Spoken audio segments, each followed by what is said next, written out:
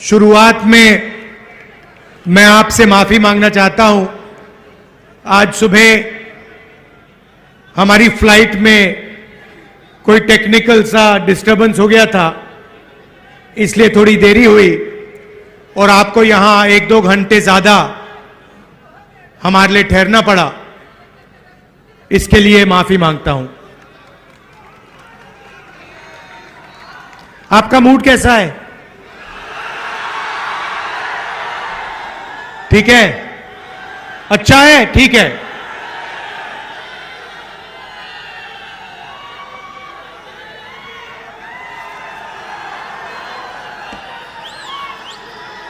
रास्ते में बिहार के युवाओं का जोश, बिहार की जो क्रांतिकारी हिस्ट्री है वो थोड़ा देखने को मिला। अब हमारी भारत जोड़ो न्याय यात्रा बिहार से निकलेगी। आपसे मिलने का मौका मिलेगा, आपसे बातचीत करने का मौका मिलेगा। ये हमने भारत जोड़ो यात्रा 1 साल पहले की। कन्याकुमारी से कश्मीर तक चले 4000 किलोमीटर, हर रोज 20, 25, 30 किलोमीटर चलते थे 6 बजे उठकर, और लाखों लोग हमारे साथ चले। समुद्र के तट से शुरू किया, हिमालय तक पहुंच गए, पूरा देश देखने को मिला। युवाओं से बात की, किसानों से, मजदूरों से 7-8 घंटे बात होती थी, अलग अलग लोगों से बात होती थी। और फिर शाम को 15-20 मिनट ऐसे हम अपनी बात रखते थे। लोगों ने हमसे पूछा 4000 किलोमीटर चलने की क्या जरूरत हुई? कहा कि देखिए राहुल जी, 4000 किलोमीटर शायद पहले कोई चला नहीं है, आपको जरूरत क्यों पड़ी? मैं कहता था देखिए, पूरा का पूरा सिस्टम जो है, मीडिया का सिस्टम, हिंदुस्तान का सिस्टम चुने हुए लोगों के हाथ में है, नरेंद्र मोदी जी के हाथ में है। मैंने अभी प्रेस वालों को मित्र कहा, मगर हमारे मित्र विपक्ष की बात टीवी पे तो नहीं दिखाते, अखबारों पे तो नहीं दिख पढ़ाते। सही ना? वो टीवी पे आपको नरेंद्र मोदी जी का चेहरा दिखेगा, वो अदानी अंबानी का चेहरा दिखेगा, उसके साइड पे आपको ऐश्वर्या राय, अमिताभ बच्चन नाचते हुए दिख जाएंगे, डांस करते हुए, 2-3 क्रिकेट वाले दिख जाएंगे, मगर गरीब किसान, मजदूर, बेरोजगार युवा आपको नहीं दिखने वाला। जैसे हजारों किसान दिल्ली की ओर चल रहे हैं, उन पर टीयर गैस चलाया जा रहा है, छर्रे मारे जा रहे हैं। मैंने 2 दिन पहले किसानों से बात की, फोन पे बात की। एक्स आर्मी का जवान था, उसके मुंह पे छर्रे मार दिए। मैंने उससे कहा देखो, आप पहले देश के लिए लड़ रहे थे, जब आप सेना में थे तब आप देश के लिए लड़ रहे थे, मगर आप ये मत सोचो कि आप आज देश के लिए नहीं लड़ रहे हो। जो आपने छर्रे मुंह में, जो आपके छर्रे मुंह में लगे हैं, ये भी आप देशभक्ति का काम कर रहे थे, किसानों की लड़ाई लड़ रहे थे। तो मीडिया में तो नहीं दिखेगा भैया, आप देख लो, यहां पे आपको भारत जोड़ो न्याय यात्रा में हजारों लोगों की भीड़ दिखेगी, मगर आप टीवी ऑन करोगे तो सिर्फ नरेंद्र मोदी जी का चेहरा दिखेगा। वो सुना है वहां दुबई में वहां के राजा से गले मिल रहे हैं, 2-3 बार गले मिलेंगे, तो वो टीवी पे देखने को मिलेगा। इसलिए 4000 किलोमीटर हम चले, क्योंकि हम डायरेक्ट जनता से बात कर रहे हैं। मतलब ये जो टेलीविजन वाले बिचौली हैं, इनको हमने परे कर दिया है। भारत जोड़ो यात्रा पे हमने नारा दिया, नहीं हमने नहीं दिया, नारा भीड़ से निकला। एक दिन एक व्यक्ति बाहर दौड़ता हुआ आया, पुलिस वाले ने उसको मारा। पहले इधर से आया, इधर से पुलिस वालों ने रोका, फिर दूसरी साइड से आने की कोशिश की, फिर उसको 2-3 धक्के लगे। अंत में वो दौड़ता हुआ आता है मेरे सामने, ऐसे खड़ा होकर कहता है, राहुल जी मैं समझ गया, मैं जानता हूं आप क्या कर रहे हो। मैंने उससे पूछा, भैया बताओ क्या कर रहा हूं। कहता है, नफरत के बाजार में मोहब्बत की दुकान खोल रहे हो। मैंने कहा बात तो सही है। और फिर भाषण में मैंने कहा कि देखिए, भीड़ से आवाज आई है, भीड़ से नारा आया है, नफरत के बाजार में मोहब्बत की दुकान खोल रहे हैं। और सिर्फ मैं नहीं खोलता हूं, ये मोहब्बत की दुकानें आप सबके दिलों में है। आपने देखा होगा, कांग्रेस के किसी भी कार्यकर्ता को देखो, हमारे नेताओं को देखो, मुस्कुराते हुए चेहरे दिखेंगे। टेंशन हो, मुश्किल हो, कठिनाइयां हो, कांग्रेस पार्टी के नेता, कांग्रेस पार्टी के कार्यकर्ता मुस्कुराते हुए दिखेंगे। सही? देखो सारे के सारे मुस्कुरा रहे हैं। दूसरी तरफ बीजेपी के कार्यकर्ताओं को देखो, ऐसे देखते हैं। पूरी दुनिया को रोज ऐसे देखते हैं कि बाकी सब लोगों को कुछ नहीं मालूम, आरएसएस और बीजेपी के लोगों को सब कुछ मालूम। सोच है उनकी। और देश में कोने कोने में नफरत फैलाते रहते हैं। मणिपुर को जला दिया, एक जात को दूसरी जात से लड़ाते हैं, एक धर्म को दूसरे धर्म से लड़ाते हैं। तो उनके हिंसा और नफरत के खिलाफ हमने भारत जोड़ो यात्रा की और यह नारा दिया, नफरत के बाजार में मोहब्बत की दुकान। रास्ते में एक और बात पता लगी, 4000 किलोमीटर लाखों लोगों से मिले। हमने पूछा, भैया बताओ, ये देश में जो नफरत फैल रही है, हिंसा फैल रही है, क्रोध है, इसका कारण क्या है? मैंने यह सवाल हजारों बार लोगों से पूछा, आम जनता से पूछा। नहीं, मोदी नहीं है, मैं आपको बताता हूं। मोदी इस चीज का चिन्ह है, मगर मोदी कारण नहीं है, कारण दूसरा है। और किसानों ने मुझे बताया, युवाओं ने बताया कि राहुल जी, हर रोज हमारे खिलाफ कोई ना कोई अन्याय किया जाता है।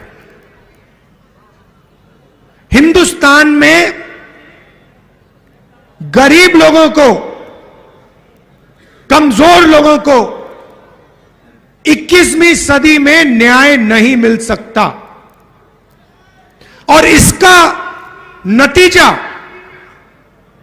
नफरत और हिंसा है। और यह बिल्कुल सही बात है।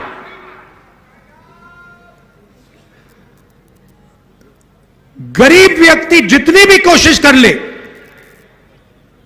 किसान जितना भी चिल्ला ले, मजदूर जितनी जोरों से चीखे, उसे इस देश में मालूम है कि मुझे न्याय नहीं मिल सकता। रोज दिखता है उसको। आप देखिए,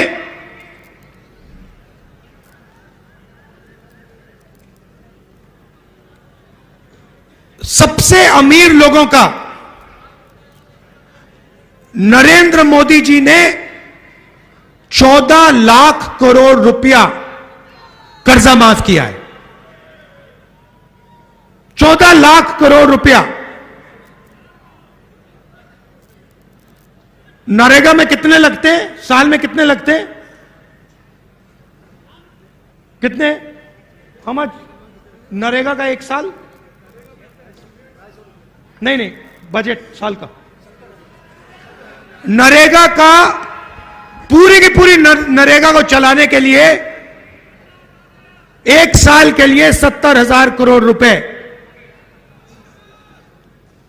सबसे गरीब लोगों के लिए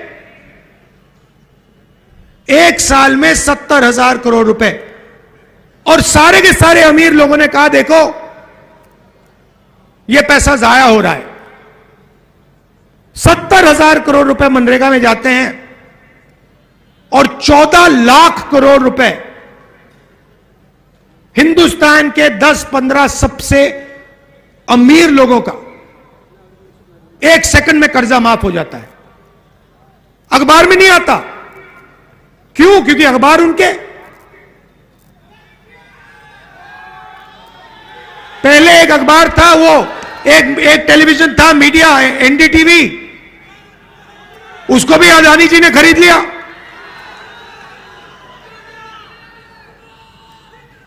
तो जहां भी आप देखें, किसानों की ओर देखो, युवाओं की ओर देखो, मजदूरों की ओर देखो, आपको अन्याय अन्याय दिखेगा। 21वीं सदी है। आर्थिक अन्याय, 40 साल से सबसे ज्यादा बेरोजगारी। ये हमारे सारे युवा ये टेलीफोन लिए घूमते हैं। ये चाइना में बनता है। इसका फायदा चाइना के युवाओं को मिलता है। रोजगार वो ले जाते हैं। और होता क्या है? चाइना का माल हिंदुस्तान के 10-15 अरबपति यहां बेचते हैं। चाइना के युवाओं को फायदा होता है, चाइना की कंपनियों को फायदा होता है, और हमारे यहां 10-15 अरबपतियों को फायदा होता है।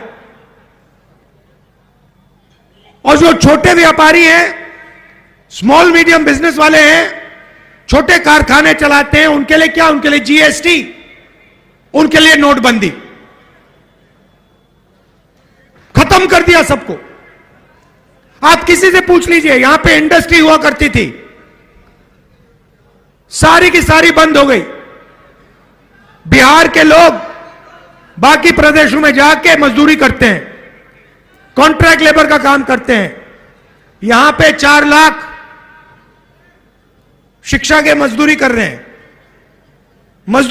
कॉन्ट्रैक्ट पे हैं। उनको एक दिन में निकाला जा सकता है।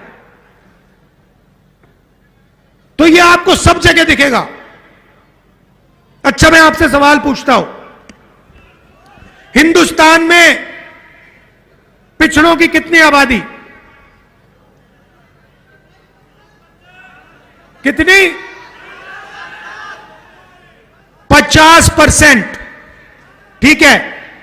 दलितों की कितनी आबादी? 15%। आदिवासियों की कितनी आबादी? 8%। कितना हुआ? 50, 15 और 8 कितना हुआ? 73 हुआ ना? तो पिछड़ों पिछड़ों की, दलितों की, आदिवासियों की आबादी 73%। अब मैं आपसे पूछता हूं, हिंदुस्तान की सबसे बड़ी 200 कंपनियों में उनकी लिस्ट निकालो। मैंने निकाली है, और उनकी मालिकों की लिस्ट में आदिवासी, दलित और पिछड़े कितने हैं मुझे बताओ। कितने हैं? 0। एक नहीं है। चलो छोड़ो, यह बताओ उनकी सीनियर मैनेजमेंट में कितने हैं? 0। अच्छा बताओ, मीडिया की कंपनी के मालिक ओबीसी, दलित, आदिवासी कितने? 0।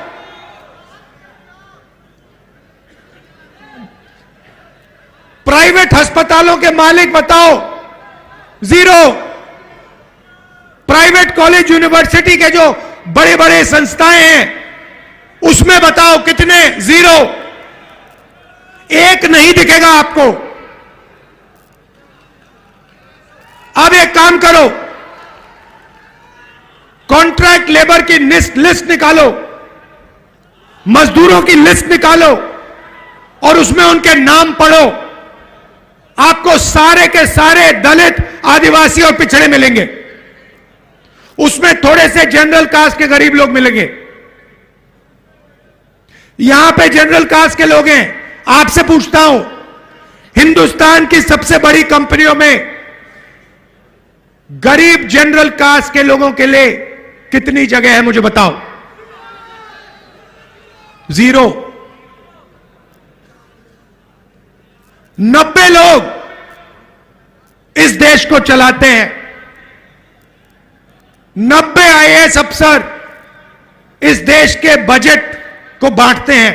प्रधानमंत्री नहीं बांटता, एमपी नहीं बांटते, 90 अफसर देश के बजट को बांटते हैं। वो चुनाव नहीं लड़ते कभी, वो परमानेंट रहते हैं। चाहे कुछ भी हो जाए, चुनाव कोई भी जीत जाए, हार जाए, कोई फर्क नहीं, ये 90 लोग वहीं के वहीं बैठे रहेंगे। मुझे बताओ, 90 में से 73% वाली आबादियों के कितने लोग? भाई और बहनों, 90 अफसरों में से 3 पिछड़े वर्ग के, उनको कोने में बैठा रखा है। 3 एससी और 1 आदिवासी। भाइयों और बहनों, अगर हिंदुस्तान की सरकार बजट में 100 रुपए खर्च करती है तो ओबीसी अफसर 5 रुपए का निर्णय लेता है। आदिवासी अफसर 100 रुपए में से 10 पैसों का निर्णय लेता है और दलित अफसर 100 रुपए में से 1 रुपए का निर्णय लेते हैं। मतलब अगर हिंदुस्तान की सरकार बजट में 100 रुपए खर्च करती है तो इस देश की 73% आबादी सिर्फ 6 रुपए 10 पैसे का निर्णय लेती है। और उसमें मैंने माइनॉरिटी की बात नहीं की, उनको अलग रखा है,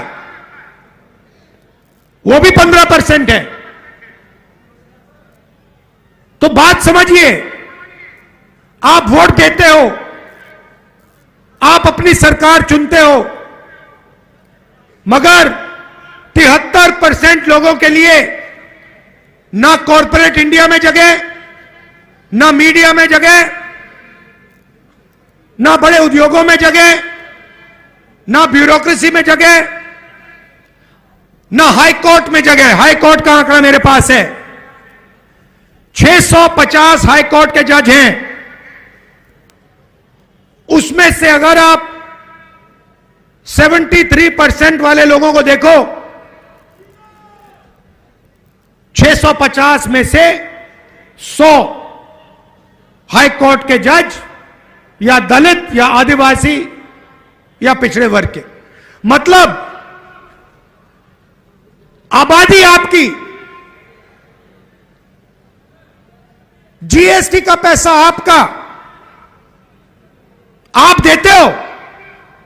आपने शर्ट खरीदी, ये जो गुलाबी शर्ट पहने हो, कितने रुपए की शर्ट थी ये? हाँ, 300 400 रुपए की शर्ट है।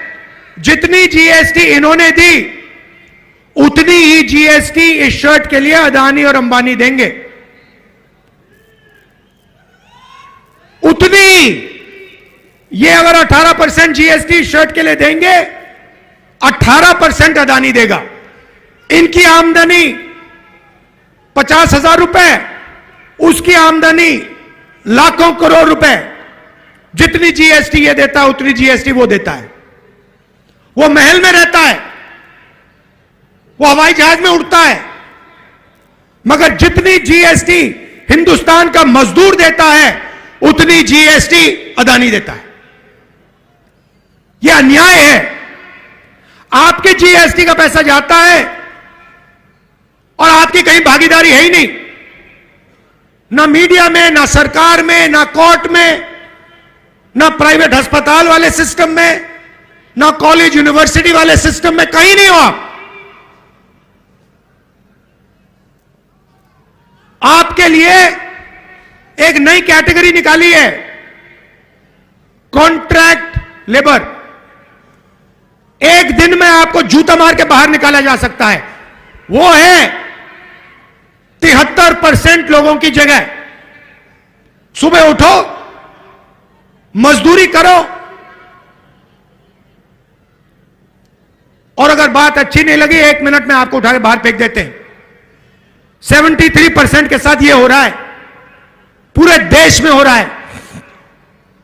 इसीलिए मैंने जाति जनगणना की बात उठाई। मैंने कहा, देखिए, किसी को चोट लगती है, पहला काम डॉक्टर कहता है, भैया देखो हाथ में चोट लगी है, चलो एक्सरे कराओ। हुआ होगा आपके साथ, हुआ है? भैया एक्सरे कराओ। अगर आपका हाथ टूटता है और अस्पताल जाते हो, डॉक्टर कहता है मैं एक्सरे नहीं कराऊंगा, एकदम आप उसको पकड़ते हो, कैसे नहीं कराओगे? मुझे चोट लगी, आपको एक्सरे कराना पड़ेगा, क्योंकि एक्सरे से पूरा का पूरा पता लग जाता है। जाति जनगणना सामाजिक एक्सरे है, उससे सारे के सारे पिछड़ों को, दलितों को, आदिवासियों को, गरीब जनरल कास्ट के लोगों को पता लग जाएगा कि इस देश में क्या हो रहा है। और जाति जनगणना का मतलब आप समझो, सबसे पहले सब लोगों को बता देंगे कि भैया इस देश में पिछड़े कितने, दलित कितने, आदिवासी कितने, जनरल कास्ट के कितने। उसके बाद हम फाइनेंशियल सर्वे कराएंगे, कितना धन किस वर्ग के हाथ में है। यह देश सोने की चिड़िया कही जाती थी, यह आज भी सोने की चिड़िया है, मगर भाइयों और बहनों, सोने की चिड़िया आपके हाथ में नहीं है, अदानी जी के हाथ में है। इसीलिए जाति जनगणना से सबको पता लग जाएगा कि पिछड़ों के पास कितना धन है, आदिवासियों के हाथ में कितना धन है, गरीब जनरल कास्ट के हाथ में कितना धन है। और ये 1% लोग, अरबपति लोग, बड़े बड़े ब्यूरोक्रेट्स, इनके हाथ में कितना धन है। दूध का दूध, पानी का पानी हो जाएगा। ये भाइयों और बहनों क्रांतिकारी कदम है। आजादी जैसे हुई थी, क्रांतिकारी कदम, सफेद क्रांति, हरी क्रांति, कंप्यूटर रेवोल्यूशन, बैंक नेशनलाइजेशन, वैसा ही एक क्रांतिकारी काम है। और मैं आपको बता रहा हूं, इसके बिना आप सब लोग भूखे मर जाओगे, कुछ नहीं बचेगा, ना रोजगार मिलेगा, ना आपके बच्चों के पास भविष्य होगा, क्योंकि 1% लोग पूरा का पूरा धन उठा के ले जाएंगे। इसीलिए मैं कह रहा हूं, सामाजिक न्याय का अगला कदम जाति जनगणना है और कांग्रेस पार्टी इस काम को करके दिखा देगी। कुछ ही दिन पहले हमने एक ऐतिहासिक कदम उठाया।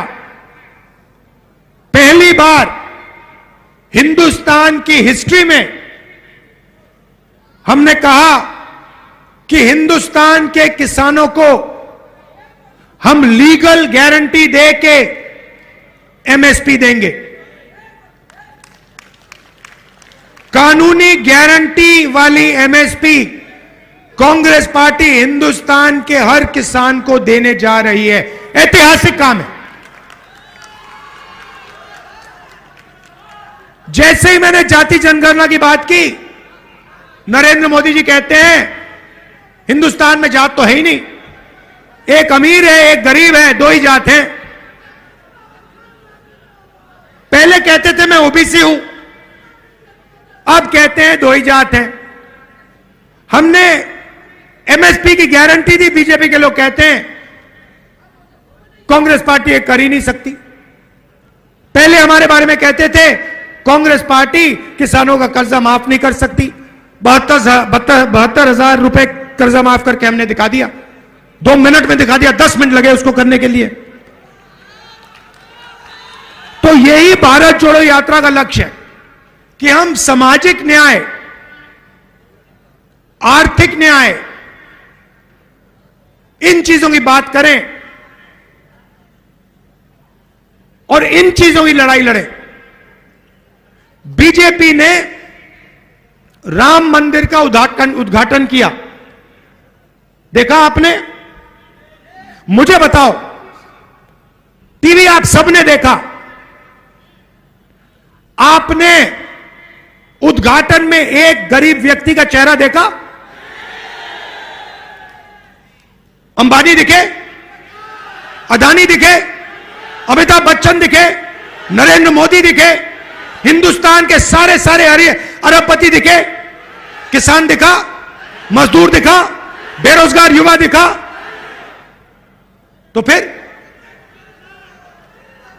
बात समझिए, ये नरेंद्र मोदी जी 2-3% के लिए काम करते हैं। ये पूरा ड्रामा जो चल रहा है आपके ध्यान को भटकाने का है। टीवी वाले मिले हुए हैं, मीडिया वाले मिले हुए हैं, अदानी, अंबानी, नरेंद्र मोदी, ये 10-15 लोगों की टीम है और इनका काम आपसे आपका जो जीएसटी का पैसा है वो छीनने का है, वो लेने का है और 24 घंटे आपके ध्यान को इधर उधर करने का है। देखो भैया, उधर वो ऐश्वर्या राय नाच रही है, वो देखो भैया अमिताभ बच्चन ने डांस मारा, वो देखो भैया विराट कोहली ने चौका मारा, ओ भैया देखो पाकिस्तान में लड़ाई हो गई, ओ देखो चाइना में ये हो रहा है। मगर हिंदुस्तान में कितनी बेरोजगारी है उसके बारे में नहीं बोलेंगे, जीएसटी का पैसा कहां जा रहा है उसके बारे में नहीं बोलेंगे, जाति जनगणना उसके बारे में नहीं बोलेंगे, किसान की एमएसपी उसके बारे में नहीं बोलेंगे, कॉन्ट्रैक्ट लेबर उसके बारे में नहीं बोलेंगे। कभी नहीं दिखेगा मीडिया पे, दिख ही नहीं सकता, वो आपका है ही नहीं, वो आपका है ही नहीं।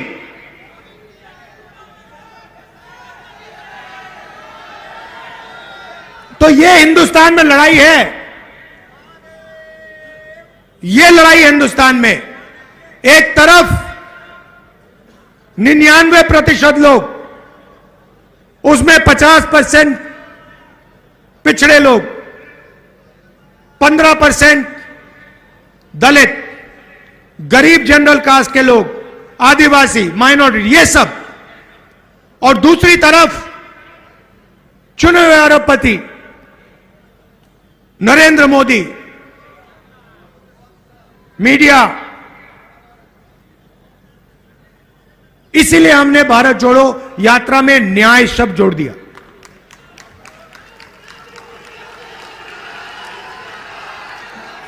आप सब आए, इतने प्यार से आपने मेरी बात सुनी,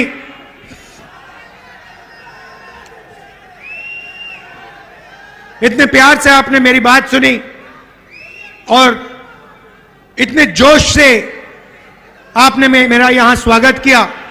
दिल से आपका धन्यवाद करना चाहता हूं। नमस्कार, जय हिंद। नमस्कार, मैं हूं मानक गुप्ता। अगर आपको हमारा ये वीडियो पसंद आया हो तो इसे लाइक और शेयर जरूर करें और हां, हमें सब्सक्राइब और फॉलो करना ना भूलें ताकि आप देश और दुनिया की कोई खबर मिस ना करें।